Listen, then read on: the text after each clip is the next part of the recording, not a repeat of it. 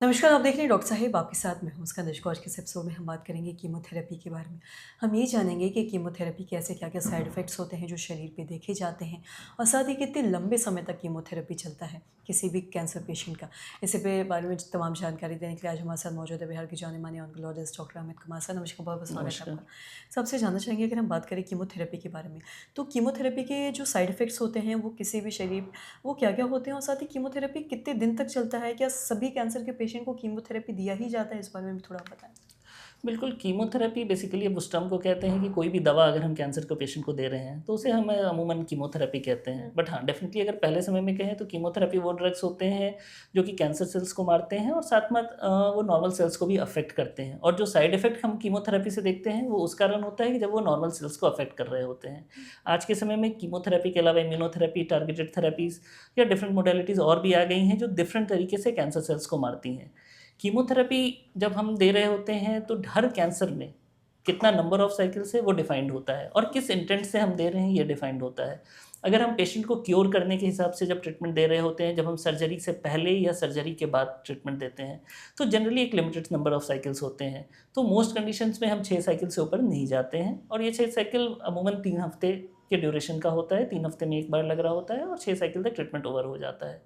But यही chemotherapy जब हम मेटास्टैटिक सेटिंग में या एडवांस स्टेज में दे रहे होते हैं, तो ये लंबे समय तक चलता है। इसमें एग्रेसिव ट्रीटमेंट भी 6 साइकिल तक ही मोस्टली रहता है, बट उसके बाद कुछ मेंटेनेंस कीमोथेरेपी वो लॉन्ग टर्म तक पेशेंट को चलता रहता है। हुँ, इसके जो मेजर साइड इफ़ेक्ट्स हम कहते हैं कीमोथेरेपी के, तो ये डिफरेंट ऑर्गन्स को, जैसे हमने कहा कि ये नॉर्मल सेल्स को भी मारते हैं, तो कोई भी जो रैपिडली डिवाइडिंग सेल है, बहुत तेज़ी से हमारे शरीर में जो सेल्स बन रहे होते हैं, ये उनको सबसे ज़्यादा डैमेज करते हैं। तो ये सबसे ज़्यादा डैमेज हमारे मुँह में की जो त्वचा होती है, तो उसमें मुँह में छाले पड़ जाते हैं, वो दिक्कत हो सकता है या फिर कभी पेट में अंतर पड़ता है, तो डायरिया होने की संभावना बढ़ जाती है। तो ये रैपिडली एरिया है। इसके अलावा ये हमारे ब्लड सेल्स को अफ़ेक्ट करते हैं, तो इसमें खून की कमी होना, ब्लड डब्ल्यूबीसी कम हो जाना, प्लेटलेट कम हो जाना, ये अमूमन देखा जाता है।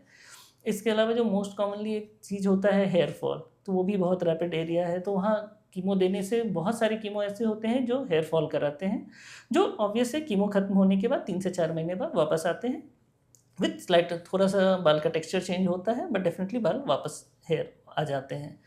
इसके अलावा स्किन पे चेंजेस हो सकते हैं, स्किन पे ड्राइनेस हो सकती है, कभी इचिंग होती है या रैशेस आ सकते हैं कीमो के दौरान। उसके अलावा जो मोस्ट कॉमनली हम देखते हैं पेशेंट को कॉन्स्टिपेशन होना या डायरिया होना, तो उसके लिए भी जो भी कवरेज होता है ट्रीटमेंट के साथ-साथ वो दिया जाता है पेशेंट को, कि ताकि उनका डायरिया या कॉन्स्टिपेशन ना हो। बहुत सारे कीमो हेवी मेटल्स होते हैं जिसमें प्लैटिनम होता है और ये मोस्टली हमारे बॉडीज़ में डिफरेंट तरह से अफ़ेक्ट करते हैं, वो न्यूरोटॉक्सिटी कराते हैं। तो हाथ-पैर में थोड़ा झिनझिनाहट या सूनापन इससे आता है, जो लंबे समय तक रहता है बट धीरे-धीरे कम होता जाता है समय के साथ-साथ। कुछ कीमो ऐसे होते हैं जो हाथ और तलवे को थोड़ा-सा काला करते हैं, मतलब ब्लैकनिंग होती है, उसमें हाइपरपिगमेंटेशन होता है, बट ये भी विद टाइम ये धीरे-धीरे कम होने लगता है। कुछ कीमोज़ आपके ऑर्गन्स को अफ़ेक्ट करते हैं, किडनी को कभी-कभी अफ़ेक्शन होता है या लिवर को अफ़ेक्ट होता है, बट जनरली कोई भी सीरियस साइड इफ़ेक्ट 5% से कम होता है और उसको अगर रेगुलर मॉनिटर किया जाता है, डोज़ उसके हिसाब से चेंज किया जाता है, तो इसे हम कंट्रोल कर सकते हैं।